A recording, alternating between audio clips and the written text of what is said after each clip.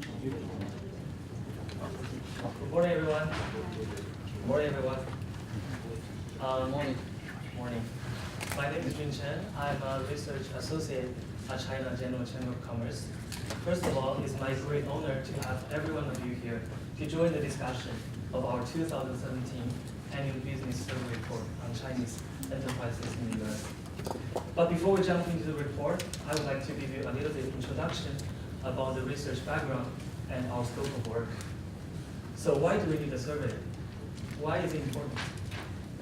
As we see, the current Chinese FDI in the US only accounts for less than 2 to 3% of the overall investment volume in the US. But the increase is phenomenal. That's why it attracts so many people's attention. And there's several organizations providing data tracking the transaction value of the Chinese FDI in the US, while on the other side, there's a lot of stories being picked up by media reports. But however, there seems to be a lack of comprehensive study about the existing Chinese businesses in the US. So in general, how are they doing? How do they adjust themselves to the vastly different business environment in the US from that in China? And how do they self-evaluate their business performance? So this is why we did the survey. Our survey is designed to answer these questions. So our goal is simple. We hope to provide the communities that we serve with facts, information, and data to facilitate the discussion about Chinese investments in the US. So getting companies to fill out the survey can be a very difficult job. First of all, our survey is very long. It usually requires companies 30 minutes to finish. Second of all, some Chinese companies, they're not very used to surveys. That's why we need to spend a lot of time making phone calls and writing emails. But over the years, you see, we were able to generate some progress. I remember in the first year, 2014, we only got 101 responses. But as we moved on, as we continue to build the brand, in this year, we were able to get 213 responses. So in terms of the timeline, we decided to distribute the surveys at the first quarter each year, because this is the time that many companies publish their annual reports. So everything's fresh. They were able to provide us the most up-to-date information. So this year, we spent the entire month of March to distribute surveys and collect data. In April, we processed this data. And in May, we wrote analysis. And finally, here in June, our survey report gets officially released. And moving forward, we wanted to come up with a public policy white paper by sectors. And we can use our data here extensively. So who are those companies? As we see here, they operate in very, very different industries, and they come from almost everywhere across the United States. What's more, 50% of the companies only started their business within the past 5 years. 72% of them have employees less than 50 people.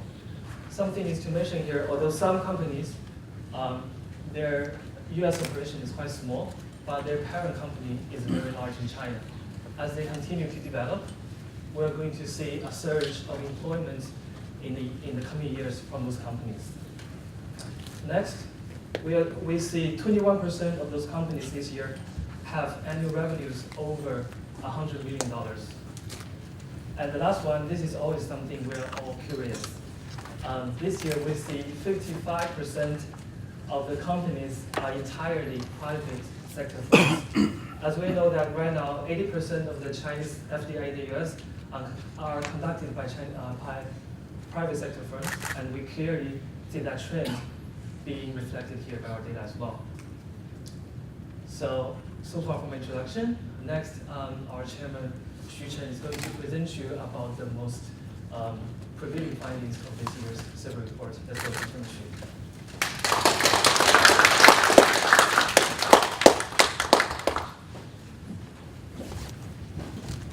Dear media friends, ladies and gentlemen, good morning. Thank you all for coming to this lunch and the discussion of our new survey report on Chinese enterprises in the U.S. Chinese investment in the U.S. keeps growing at a rapid pace. In recent years, China General Chamber of Commerce USA and the CGCC Foundation were created with missions to promote Chinese investments in the U.S., to support the legal rights and the interests of its members, and to enhance cooperation between Chinese and U.S. business communities.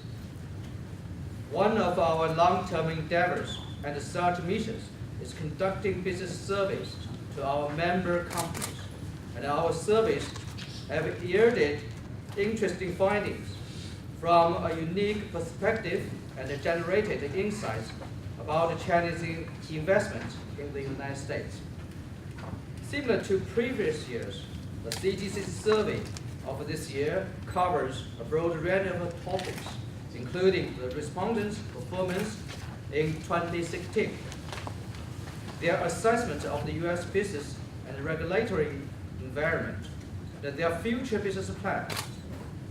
But because of the recent political transition in the United States, put China-U.S. trade and investment relations at a crossroads. This year's survey incorporated a new set of questions to examine Chinese companies' opinions about the changing business environment. Now I'm going to present you with the 7 most prevailing findings we have concluded from this year's survey results. First, Chinese companies continue to grow their U.S. business in 2016.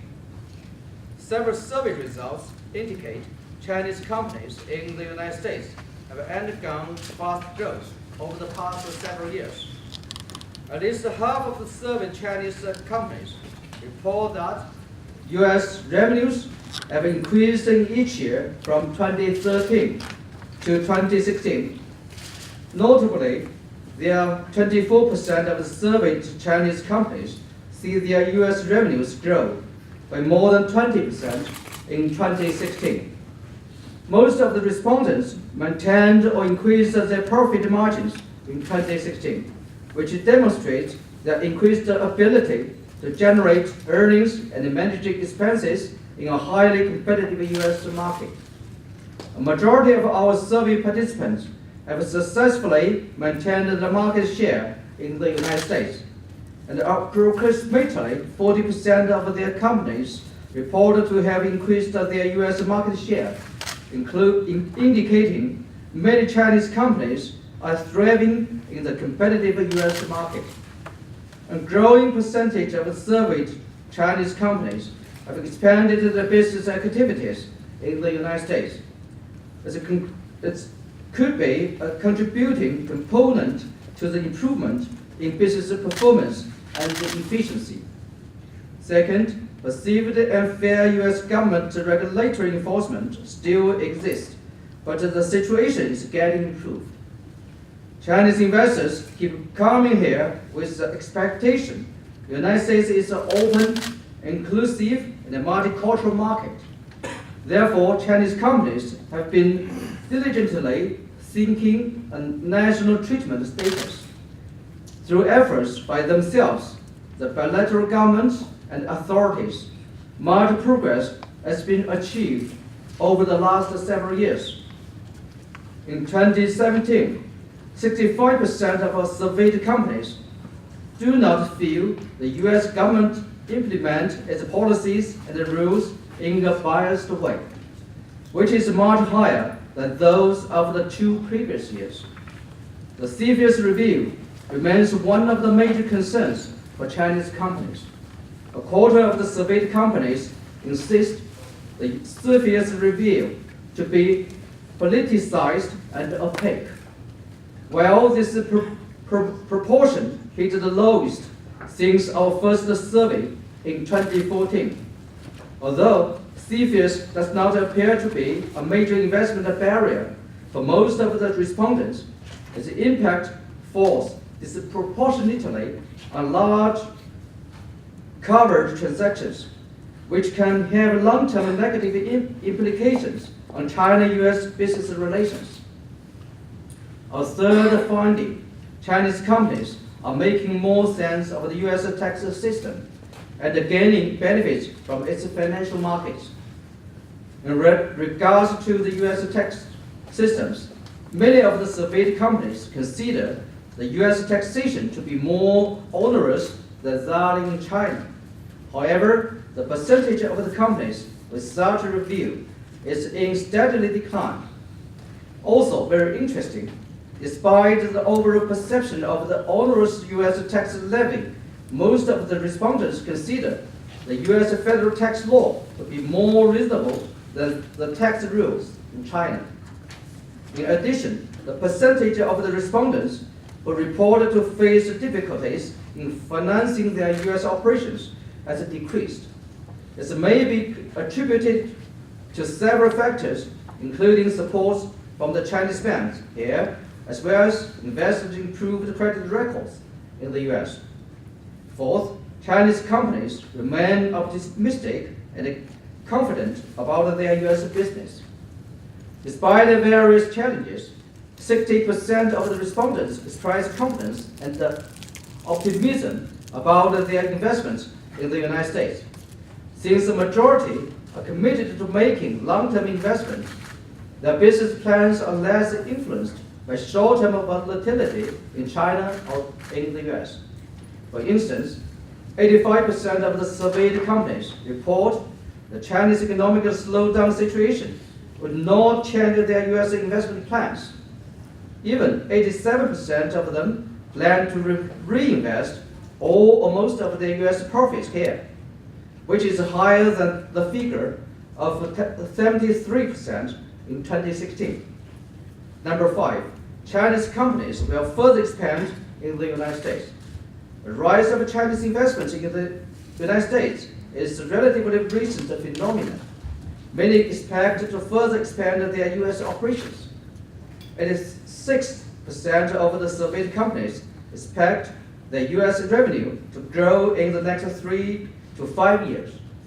Approximately half will increase their investment in 2017. Moreover, 60% are actively looking for targets to acquire. 70% plan to increase their US workforce to meet the business expansion needs. Number 6, as Chinese companies continue to invest in research and development, they are contributing to innovation and promoting industrial upgrading in the United States. This year, customer relations have exceeded competitive price, becoming the top corporation's advantage, possessed by most Chinese companies. This shift of business priorities away from price to customers has reflected the new trend that Chinese companies are moving up along the production value chain, from basic manufacturing to high-tech and R&D concentrated areas. 73% of the surveyed companies regard the US market as one of their top 3 markets globally, and 94% consider innovation to be crucial for their business development in the United States. Approximately 30% have intensive R&D projects. Substantial investments in R&D will not only benefit the Chinese investors, but also strengthen innovation capacity of the United States. Chinese companies are increasing their R&D spendings in the United States, while better respecting intellectual property rights. Increased Chinese investment in research and development would drive upgrading industrial structures towards high value added and high technology contents. Last but not least, despite the polarizing viewpoints regarding the new administration, Chinese companies continue to show confidence in the US market. Recent developments in US politics and China-US relations have caused some concerns among many Chinese companies in the United States.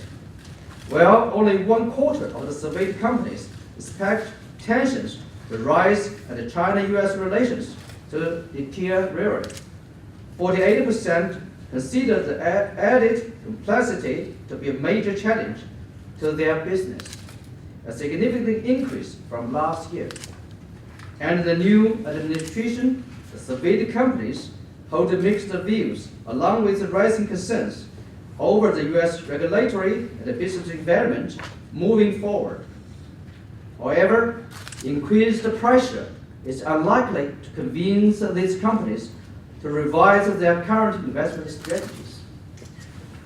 53% of the surveyed companies believe the U.S. government will strengthen its regulatory oversight, and 63 believe M&A transactions involving Chinese companies will be subject to more frequent and stringent reviews. Nevertheless, a vast majority of the companies, 83%, plan to maintain their current investment strategies. As we discussed earlier, long-term investment commitment by the Chinese companies mitigates short-term volatilities in the political environment. Dear media friends, I expect this survey report can help you collect more objective and reliable information on Chinese companies in the U.S. We're confident the Chinese investment in the U.S. will continue to grow rapidly in the years to come. CGCC has been and will be working with all of you to promote a transparent, conducive, and welcoming business environment for all. Thank you.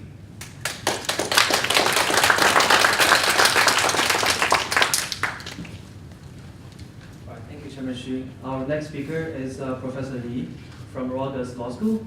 He has been working with us since 2014, since our first business survey, and we truly know that we cannot achieve this without his help. Professor Li received his PhD from Northwestern University, and he got his JD from Yale's Law School. He has been practicing law several years before he joined Rogers Law School in 2011. And let's welcome Professor Li.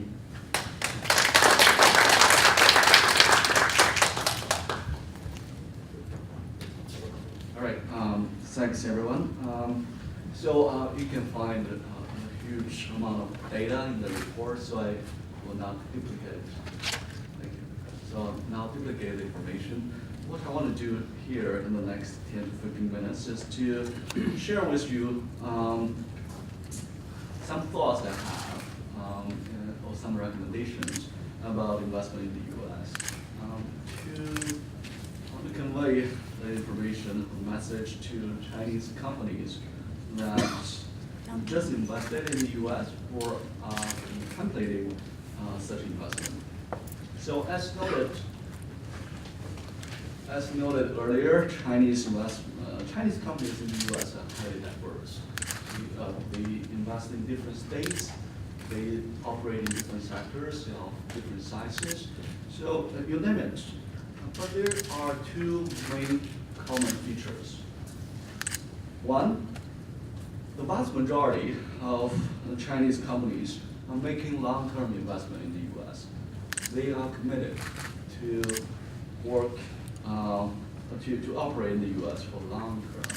They want, as you can see, 87% reinvest their U.S. investments. So not here to test the water. Secondly, many have entered the U.S. market in the last few years. So 50% started doing business in the U.S. in the past 5 years, and 71% spent less than 10 years in this sophisticated market. So those are the two features. And given the two features, because they're not here to test the water, we should pay special attention to U.S. legal and compliance matters. First, the U.S. market is very sophisticated, and also an important feature of it is that all business is conducted in accordance with law or in the shadow of the law. So law plays a central role in doing business in this country. The second, litigation is part of doing business in this country. So to many Chinese companies, especially those who just enter this market, that's a concept that sounds pretty strange or alien. And third, some areas and sectors are heavily regulated in the US. And not just regulated by one national agency at the federal level. Very often they are regulated by various state governments as well. So China is a unitarist system. In many sectors, you have the central government being the only regulator, and provincial governments tend to be more business friendly. But in the US, that may not always be the case, even though states also compete for foreign direct investments. So, so the question then is, which Chinese companies are in high-risk zones? And what are the high-risk areas for Chinese companies to do business in the US? Well, how do you address those very broad questions? Well, you start with analyzing the variations in institutional gaps across different sectors. Well, I want to note that really the gaps are a matter of degree. Wide legal and regulatory gaps exist generally between different countries. But still, you see dramatic variations. In some sectors, regulatory principles and best practices are similar between the two countries, thanks to international learning and transnational learning and institutional transplants. For example, banking regulations at the national level between the two countries, they are similar in many ways. Partially because a lot of the banking regulatory principles were borrowed by the Chinese government from the US system in the past 2 decades. So for Chinese banks to operate in the US, it's not an entirely strange or a foreign environment, but dealing with state regulators in the US can be challenging for Chinese banks. So that's the sector where institutional transplant has closed the gap between the two countries. But on the another example will be real estate. So the question to ask is how localized are the sectors? If the sectors are highly localized, meaning that they're deeply embedded in the local environment, local legal and regulatory environment, that will be very challenging for Chinese real estate developers to come to the US and feel at home, because they have to get used to all the complex local rules, such as zoning, and getting all sorts of construction permits and approvals. So those are the two examples where you can see how institutional gaps vary across sectors. The other question you want to ask is variations in institutional gaps across different subject matter areas. For example, CFIUS, National Security Review of Foreign Investments. Chinese companies never had to deal with this mechanism back home. But that's why so many have little knowledge about it when they investing in the US. As you can see from the data, the majority is not aware of this system, and as a result, the majority never really considered it when they invested in the US. So in this subject matter area, it's a huge institutional gap, therefore information asymmetry. And that's why we see issues in this area. Another example would be employment discrimination. In this area, well, first, in terms of formal laws between the two countries, they share many principles. The Chinese employment law is highly protective of employees' rights, more protective than the US system. The Chinese system is more or less adopted the European rules about the protection of employment rights. But in terms of the prohibition against employment discrimination, in practice, the Chinese law is still not well implemented. So for Chinese companies that just arrived to the US market, that may be an issue area. Right now, based on the data which you can find in the report, this has not been a major issue. The reason for that is so far, most of the Chinese businesses in the US are small in size. So as Chairman Xu just mentioned, many of them have employment size smaller than 50. The majority have no more than 100 employees in the US. So you have a small workforce, and also the workforce tend to be culturally and linguistically homogeneous. So you have most of the workers being sharing the Asian, either Chinese Americans or Chinese who received higher education in the US. And that, why the preference? Well, for cultural and linguistic reasons. The Chinese, the Chinese headquarters and managers based in China, they went to college in the 80s and 70s. So back then, schools in China did not emphasize the English training. So sometimes they have this language barrier when they need to communicate with local staff in the US. So that's why they very often prefer that the locally recruited employees have this Chinese language capacity. But in the future, as Chinese investors expand their US businesses and increase the diversity of the workforce, this will be a potential issue. So what to do, given the large gaps to cross for in some sectors, in some subject matter areas. So first, an important question to ask before investing in the US is the cost too high? If it's too high, then probably you want to think again about your plan to invest in the US. You want to limit the amount and scope of US investment, or you change the entry mode. Instead of acquiring directly a US company, for example, you get access to advanced technology, so instead of acquiring the company directly, which will generate all sorts of legal and compliance issues, you can enter into a licensing agreement with the US company. That will get you the access to the technology.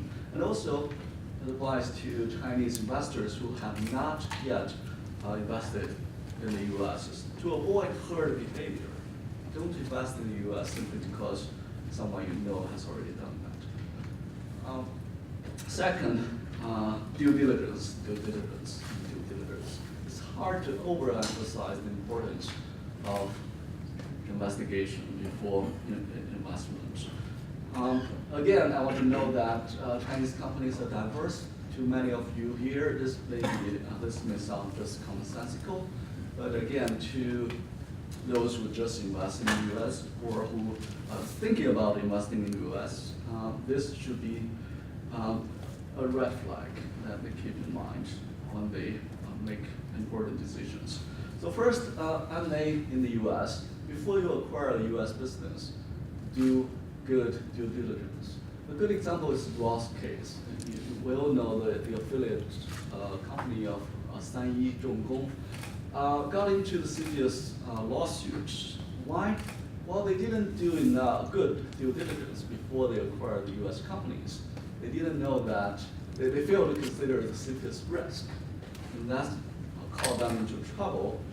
And we all know what happened afterwards. CFIUS ordered divestment. And Ross was about to lose all its investment worth about $20 million. That's why they sued, right? Even though they prevailed, which is a surprise to everyone, including the company, they paid heavily for the lawsuit. They hired the best litigation boutique in DC. Their lawyer was the former Solicitor General of the United States, worked during the Bush administration. So he paid heavily for the legal service. I think that's why they decided to settle after winning the case. In terms of recruitment, due diligence should also be done at that level.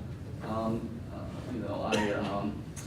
know someone, a smaller Chinese investor, who didn't do enough work before hiring staff, got actually employed a worker who turned out to be a drug addict with criminal active records. And that employee caused her a lot of troubles, seriously disrupted her business in the US. So that's important. But while in the process of screening candidates, make sure that you pay attention to the employment discrimination law, because you cannot screen candidates based on their race, gender, age, ethnicity, etc. So make sure it's a fine line to walk. And business partners, before you find a business partner, before you enter into a joint venture or whatnot, make sure that you do good due diligence about the potential partner. That will prevent or avoid a lot of disputes or lawsuits down the road. On the other hand, this again is a comment or observation that's aimed at those who are thinking about investing in the US, not yet familiar with the US culture. Bringing a lawyer with you to business meetings is not a signal of distrust. It's actually a sign of sincerity or a sign of sophistication. So keep that cultural norm aside when you do business in the US. And having a lawyer with you all the time will keep many troubles out of your way before they even occur. Other legal and political risks, antitrust, FCPA, tax, environmental protection, etc., etc. So just legal issues and compliance issues are so complex in the US. So make sure that you do good homework before investing in the US. Third, reliance on local professionals. That's important. So based on the data, Chinese companies have already relied heavily on professionals. However, there's still some room for improvement. So here, for this 20% who report that they don't really take the opinions of compliance officers that seriously. So that 20%, I think we should, there's room for improvement. And here, the 16% also report to take less seriously the opinions of their in-house counsel. So that's something, that's still room for progress. But the majority already realized that in-house and compliance opinions are very important. They should factor into their important decision-making process. And relies on local professionals, local managers. So right now, I find that some companies still pay local managers, all of you,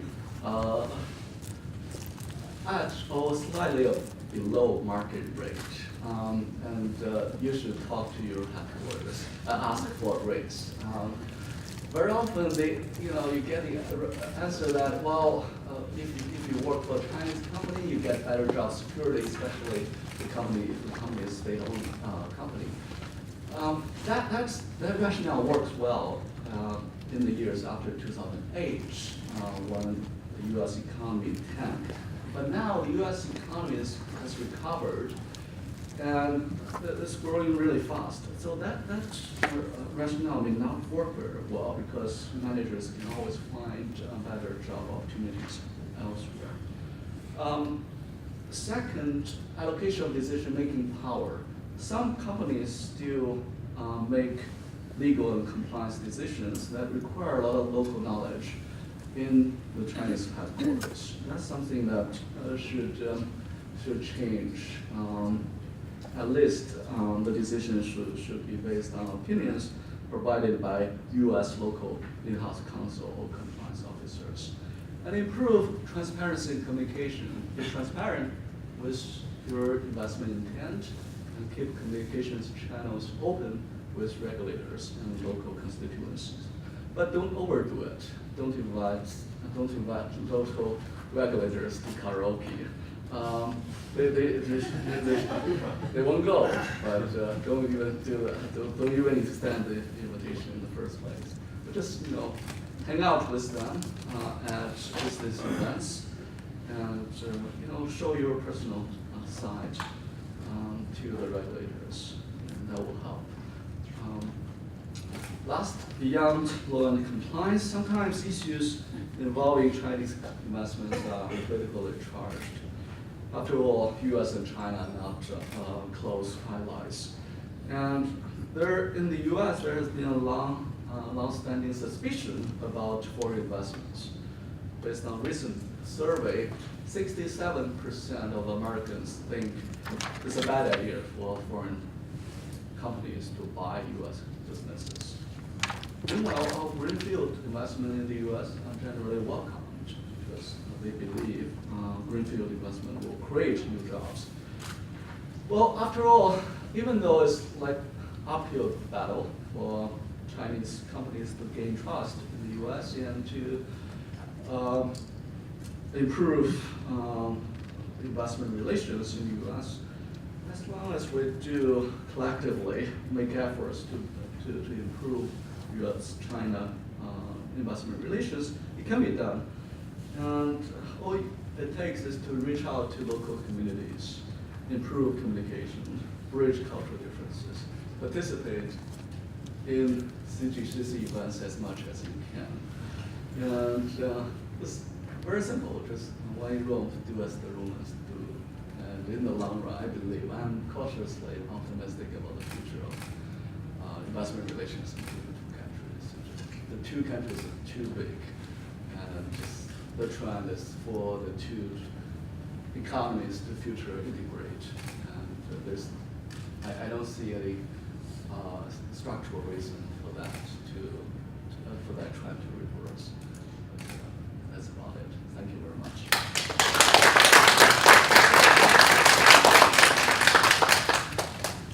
All right. Thank you, Professor Li. I would like to notify you we have selected several participants here. They're sitting in the first two rows. If any of our friends from the press have any questions, feel free to raise, and we'll be able to answer.